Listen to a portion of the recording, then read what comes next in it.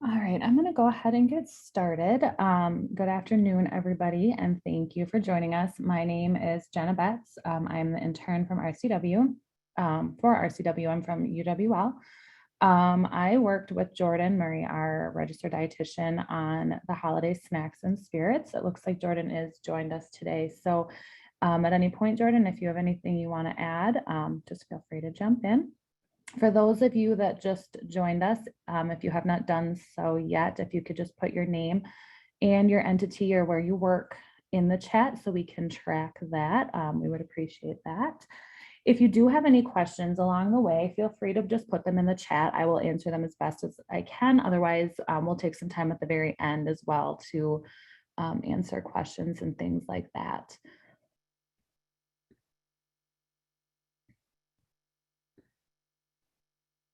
All right, so again, we're doing holiday snacks and spirits today. So we're going to talk about some kind of fun varieties, variations to snacks and holiday drinks. Before we dive right into that, I do want to just take a moment to talk about mindfulness with eating and drinking around the holidays. I actually heard something on the radio, I think it was right before Thanksgiving, that sometimes people can average up to like 7 pounds of weight gain during the holiday season. And that was up from 6 pounds last year. So that kind of got me intrigued and got me thinking like if that's actually accurate. So I did a little digging because in a way it makes sense, but on the other hand, it might seem a little high, kind of depending on your habits around the holidays. So I did a little research and actually surveys showed that it was anywhere from like 1 to 5 pounds was kind of the average weight gain around the holidays. So we're not here to talk about weight gain necessarily, but I just kind of an interesting fact I wanted to point out because that is something that is a very big stressor for people around the holidays is worrying about, adding on a couple of extra pounds, and it can be really easy to do if we're not mindful of what we're eating and what we're drinking at all of the holiday parties and gatherings that we attend.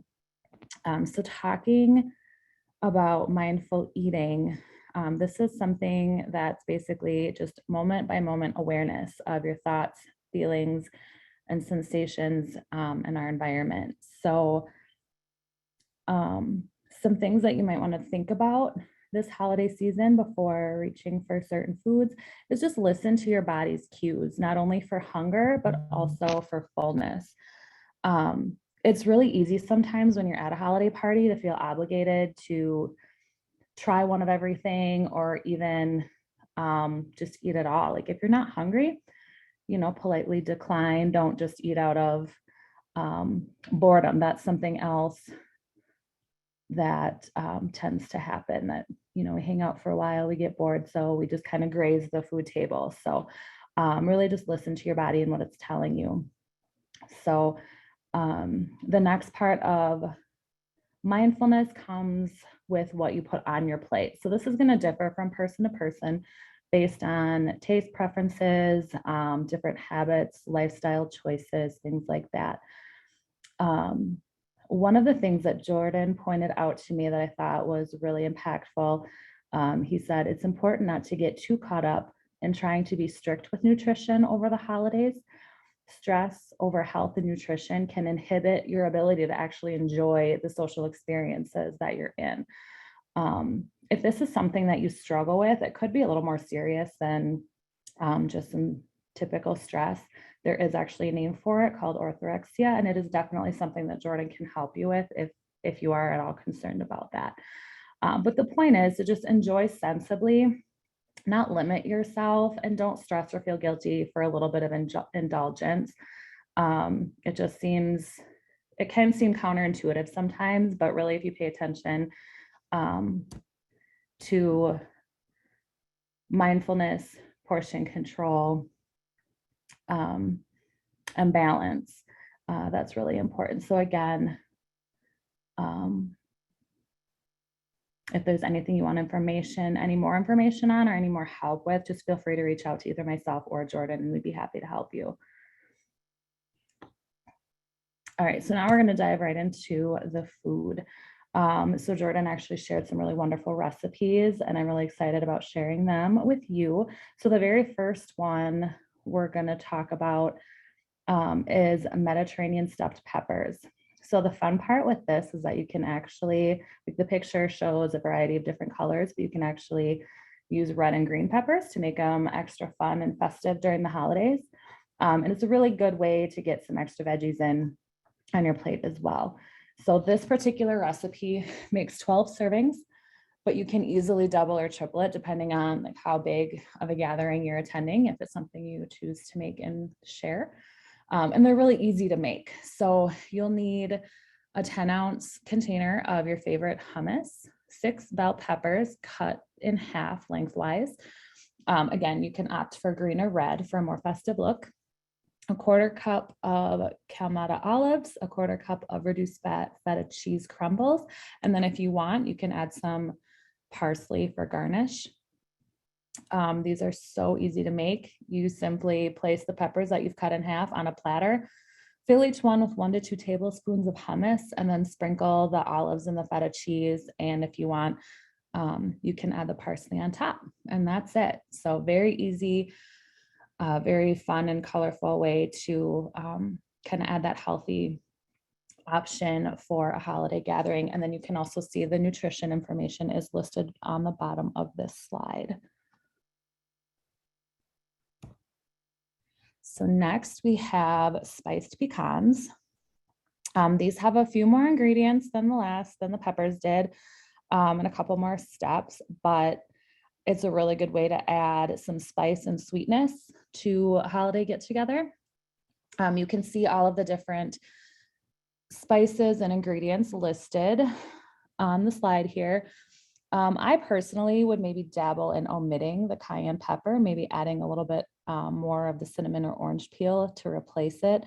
But that's only because my spice tolerance isn't real high. So if you're somebody that really likes spicy, this could be really perfect for you. And I would imagine that it does call for light brown sugar and dark brown sugar in a bind. I'm guessing if you use just one or the other, it might make the outcome a little bit different, but I don't think it should alter it too terribly much. So the steps for preparing these are a little bit more involved, but it's not too tricky at all. First, just line a sheet with parchment paper and set that off to the side. Then you'll want to mix the spices together. Place the pecans in a 10-inch cast iron skillet over medium heat. I personally don't have a cast iron skillet yet. It is on my Christmas list, but I don't have one. So I would have to just use a regular pan, which again, could maybe alter it just a little bit, but I don't think it would alter it too much if that's all you have at home to make these. So next, you're going to want to cook these for 4 to 5 minutes and make sure you're stirring them frequently, just until they start to brown and smell toasted. And then you'll want to add the butter and stir that in until it's melted. And then after that's melted, then add the spice mixture and stir that till it's all combined. Then add the sugars and water and just keep stirring that until that whole mixture gets nice and thick and coats all of the pecans. That usually takes about 2 to 3 minutes. And then lastly, just transfer all the pecans onto that sheet with parchment paper. And you can use like a fork or a spatula to separate them all out and then let them cool. You can serve them right away, or they can be stored in an airtight container for up to 3 weeks.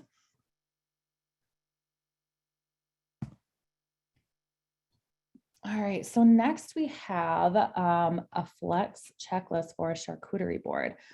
So these have become really popular in the last few years. Rebecca even did an entire spot topic presentation last year on how to make your own charcuterie board. So this is just a simple template and checklist that you can use to kind of create your own. The fun thing with this is you can pick your favorite foods off of this list. You can choose things that create a lot of color and variety. This one in particular focuses a little bit more on fruits and vegetables. Some of the traditional boards focus more on maybe meats and cheese. But as you can see, there are some meats and cheeses listed as well. So don't worry, those will be in there too. So it's pretty easy, like I said, to create your own charcuterie board, even though it might seem kind of overwhelming. If you look at Pinterest or other pictures, some of them can be very involved. They can be very intricate and they can be very beautiful. So just do what feels right for you. If you see under all of the categories, it just suggests to pick a different number of each thing in that category. Like I said, this one kind of focuses more on fruits and vegetables, but everything, there's a little bit of everything mixed in. So this should help if it is something that you want to try. It shouldn't be too intimidating for you. And you can even add the spiced pecans in the fat section if you'd like. One tip that was listed was instead of just doing one section or one pile of each food that you choose, make 2 to 3 piles of each food and just kind of put them in different places around the board, just for a little bit more of an artistic flair.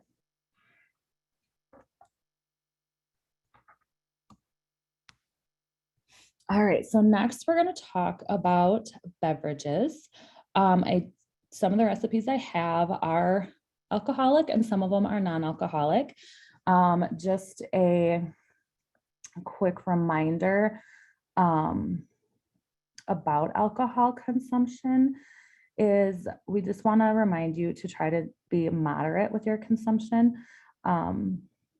1 drink per occasion is recommended for women and 2 drinks per occasion is recommended for men.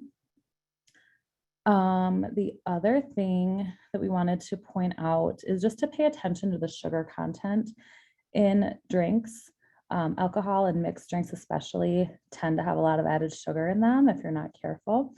So I will be offering some different alternatives to like different mixers and things like that to reduce that sugar and help everybody be mindful of sugar as we go along. You'll see listed in the corner, just a quick reminder on serving sizes.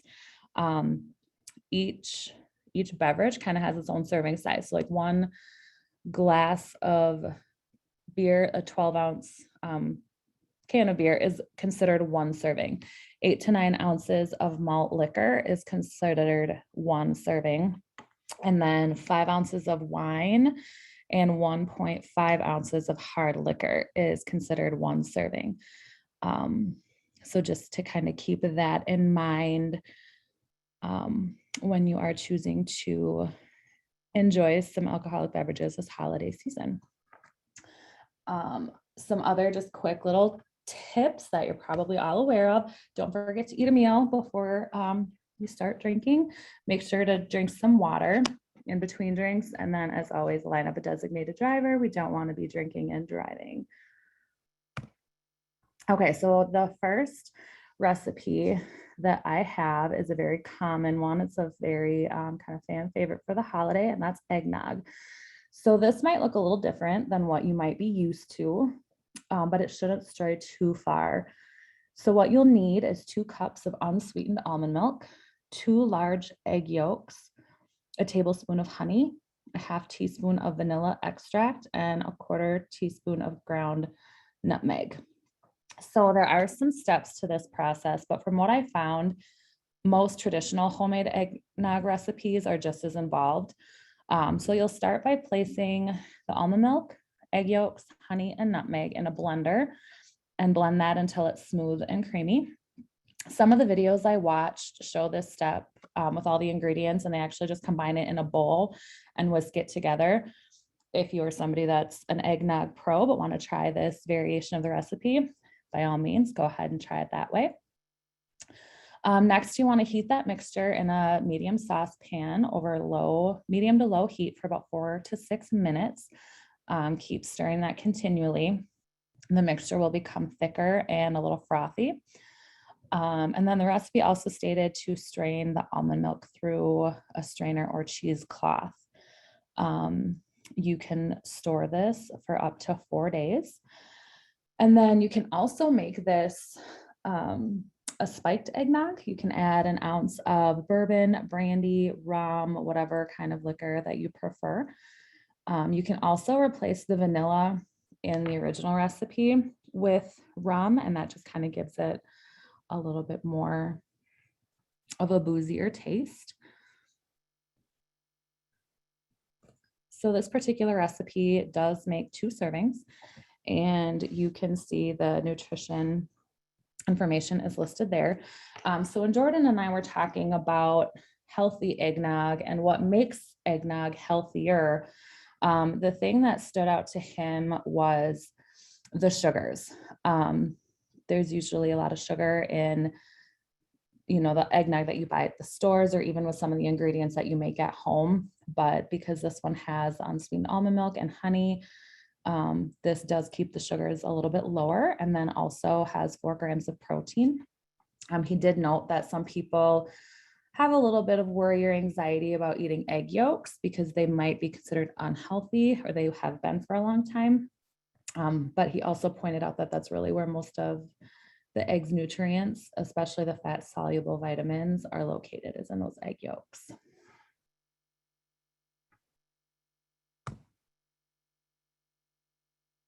Okay, so next up, we have a dairy-free hot chocolate.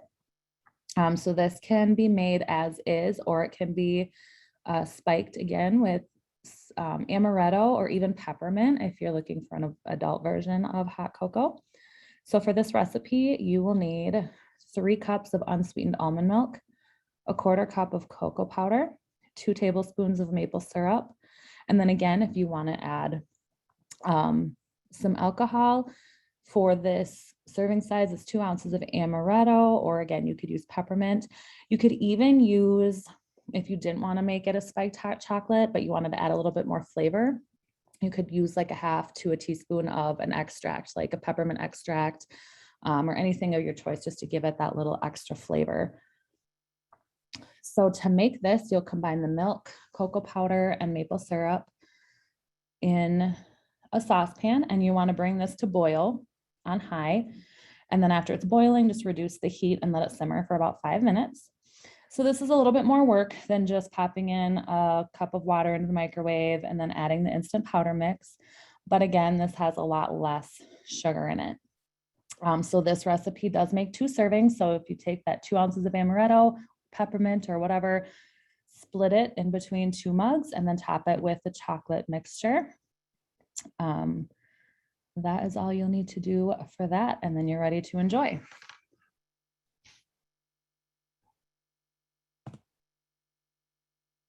Okay, and then the last actual recipe I have for you guys is the apple cider sangria.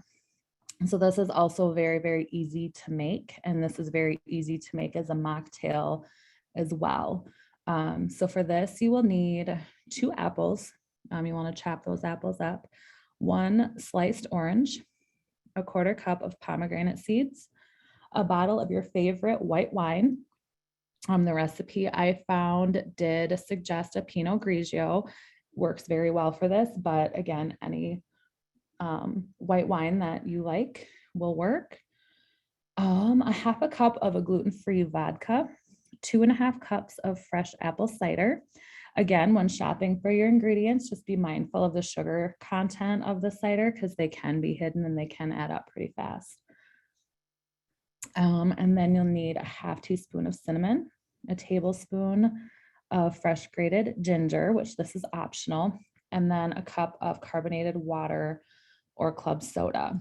So to make this, you just combine all the ingredients in a pitcher or a bowl and let it sit for anywhere from 2 to 24 hours. It just allows all of the juices to be absorbed by the fruit.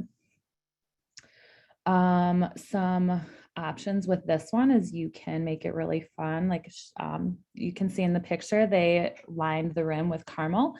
You can even have some extra fresh fruit on hand to add some extra fruit, just to kind of garnish that and make it look fun and festive.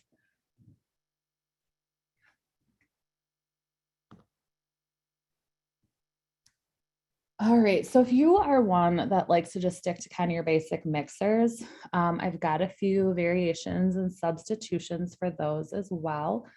You'll see the list of cocktails that just kind of naturally have less sugar, but even less with just a couple of minor tweaks. So the first one on the list is the gimlet. This is usually made with your choice of liquor, either vodka, rum, tequila, whiskey, or gin. Now, these liquors don't contain sugar necessarily, but the mixers is where the sugar content can really add up. So for the gimlet, start with 2.5 ounces of the liquor of your choice. Now keep in mind that 1.5 ounces is your standard serving size. Then you'll want to add a half ounce of fresh lime juice and a half ounce of simple syrup. You can buy the lime juice and the simple syrup at the store, but using fresh limes and either making your own simple syrup, which is just water and sugar, it can help keep that sugar content down, or you can substitute the simple syrup with honey or a maple syrup. Next on the list is the Moscow Mule. These are usually served in a fun bright copper mug. So first you'll want to choose your liquor. It's typically made with vodka, but you can also use bourbon for a Kentucky Mule, tequila for a Mexican Mule, or you can add gin. Then you'll want to add fresh lime juice and then top it off with a diet ginger beer, which is sugar-free, or you can also opt for a diet ginger ale. The vodka soda splash, you can kind of play around with this too. One of the mixers that's kind of popular with this variation is tonic water, but you have to kind of be careful with tonic water because it can actually have up to 16 grams of sugar per 6 ounce serving. So you can just swap that tonic water out and use club soda instead. It'll keep that carbonation factor, but it will also keep your drink sugar-free. And then if you want to add some sweetness, you can add a splash of 100% cranberry juice or even fresh squeezed lemons or limes. Next is your traditional rum and diet. Sometimes people prefer to use regular Coke, but by just switching it up for a diet pop or soda, you can cut out the sugar completely. So that's a pretty easy substitution. And then last on the list is the Bloody Mary. I know those are pretty popular in this area, and there's a lot of varieties of mixes and different garnishes, but you kind of have to be careful because those things can really drive up the sugar and the calorie content of the drink. So be mindful if you're making it or you're attending somewhere that's making it with sausages and cheese and bacon or other garnishes, and just try to stick to something more like the celery and the olives. You can also make your own Bloody Mary mix by just playing around with mixtures of tomato juice, Worcestershire sauce, and a variety of spices. The pre-made is easier, but again, just be mindful of those added sugars that can be found in there. So that is actually all I have for you guys today. I hope that some of these recipes you maybe found some new tips or tricks that you'll maybe want to try as we get closer to the holiday season and closer to Christmas and things like that. Again, just a reminder to be mindful, practice portion control and balance, but also enjoy and really be present in your holidays. Try to let go of that stress and just allow yourself to indulge within reason. Again, if you're finding it difficult to do this without the added and constant stress, you can definitely reach out to either myself or Jordan, and we can help in any way we can.